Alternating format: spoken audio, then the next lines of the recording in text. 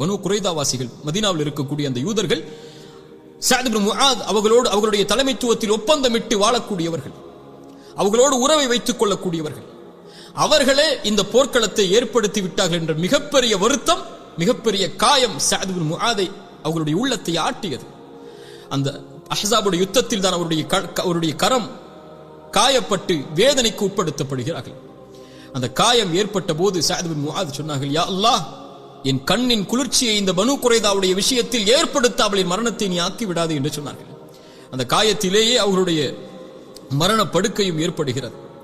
அல்லாஹ்வுடைய தூதர் ஸல்லல்லாஹு அலைஹி வஸல்லம் மரண படுக்கையில் நோயுற்றிருக்கக்கூடிய சஅத் இப்னு முஆதை அடிக்கடி சந்திக்க செல்வார்கள். அல்லாஹ்வுடைய தூதரை அவர்களோடு அபூபக்கர் செல்வார்கள், உமர் செல்வார்கள், அல்லாஹ்வுடைய தூதரும் செல்வார்கள். அபூபக்கரும் உமரும் சஅத் இப்னு முஆதுடைய அந்த காட்சியை பார்க்கும்போது அழுவார்கள். அந்த நோயுடைய படுக்கையில் அந்த காயத்தால் அவர்கள் அழுவார்கள். அல்லாஹ்வுடைய தூதர் தாடியை பிடித்துக் கொண்டு அவர்களுக்கு அருகிலே கவலையில் நின்று சஅத் இப்னு முஆதை பார்த்துக் கொண்டிருப்பார்கள்.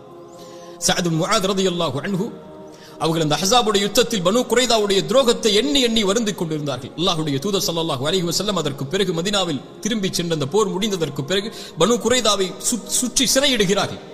அவருடைய விஷயத்தில் என்ன தீர்ப்பு செய்வது என்று கேட்கிறார்கள். பனு குறைதாவாசிகள் சொன்னார்கள், அந்த யூதர்கள் சொன்னார்கள், சிறைப்பட்டவர்கள் சஅத் இப்னு முஆதை அழைத்து வாருங்கள், அவர்தான் அன்சாரிகளுடைய தலைவர், அவுஸ் கோத்திரத்தார், அவர் என்ன தீர்ப்பு செய்தாலும் நாங்கள் ஏற்றுக்கொள்வோம், அவர்களுடைய நினைப்பின்படி அவர் எங்களுக்கு தலைவராக இருந்தவர், எங்களை பாதுகாப்பார் என்று எண்ணிக்கொண்டு சஅத் இப்னு முஆதை அழைத்து வர சொல்கிறார்கள்.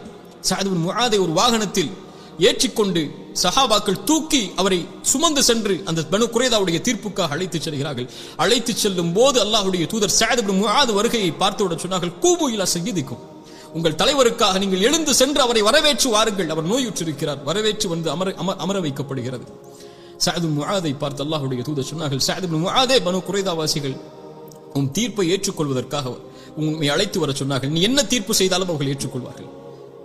பனு குறைதாவாசிகளை பார்த்து கேட்டார்கள், நீங்கள் ஏற்றுக்கொள்வீர்களா? நாம் ஏற்றுக்கொள்வோம். முஸ்லிம்களை பார்த்து கேட்டார்கள், நீங்கள் ஏற்றுக்கொள்வீர்களா? ஏற்றுக்கொள்வோம். அல்லாஹ்வுடைய தூதர் ஸல்லல்லாஹு அலைஹி வஸல்லமுக்கு முன்னால் தலைதாங்கி நின்றார்கள். அல்லாஹ்வுடைய தூதரே, இவர்களுடைய தீர்ப்பு அல்லாஹ்வுடைய தூதருக்கு எதிராக, மார்க்கத்திற்கு எதிராக திரண்ட இந்த யூதர்களை திட்டம் தீட்டி சதி திட்டம் செய்து ஒப்பந்தத்தை முறித்த இந்த யூதர்கள் எல்லோர்களையும் நாம் கொலை செய்து விடுவோம் அல்லாஹ்வுடைய தூதரே, இதுதான் இதனுடைய தீர்ப்பாக அமையும் என்று சொன்னார்கள்.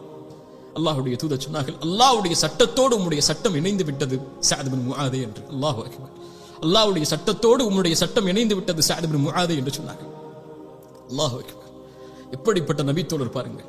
அவருடைய மரண படுக்கை அல்லாஹ்வை அழைக்கிறார்கள், யா அல்லாஹ், எனக்கு தெரியும் விருப்பமானது என்னுடைய உள்ளத்திற்கு அல்லாஹ்வுடைய தூதருக்கு துரோகம் செய்து அல்லாஹ்வுடைய தூதரை விரட்டி அல்லாஹ்வுடைய தூதருக்கு துன்பம் கொடுத்த இந்த குறைஷிகளுக்கு எதிராக போர் செய்வதுதான் என்னுடைய உள்ளத்தில் இருக்கக்கூடிய விருப்பம் என்று உனக்கு தெரியும்.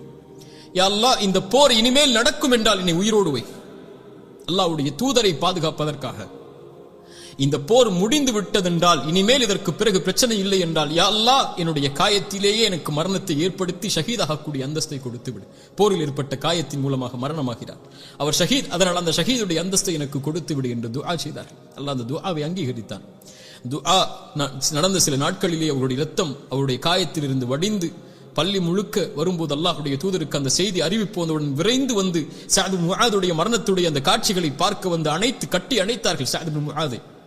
அவருடைய முகத்தில் இருந்த இரத்தம், காயத்தில் இருந்த இரத்தம் அல்லாஹ்வுடைய தூதருடைய தாடிகளை நனைத்து விடுகிறது. அல்லாஹ்வுடைய தூதர் ஸல்லல்லாஹு அலைஹி வஸல்லம் சொன்னார்கள், அல்லாஹ் உமக்கு கொடுத்த வாக்குறுதியை நிறைவேற்றுவான் சஅதே, நீ அல்லாஹ்விற்கு கொடுத்த வாக்குறுதியை நிறைவேற்றி விட்டாய். அல்லாஹ் ரப்புல் ஆலமீன் உனக்கு நற்கூறிகளை வழங்கட்டும். தலைமைத்துவ பண்பில் இருந்த இந்த சமூகத்திற்கு நீ செய்த உதவிக்காக இந்த அல்லாஹ்வுடைய தூதர் ஸல்லல்லாஹு அலைஹி வஸல்லம் சஅத் இப்னு முஆதுடைய அந்த தியாகத்தை அங்கீகரித்தார்கள்.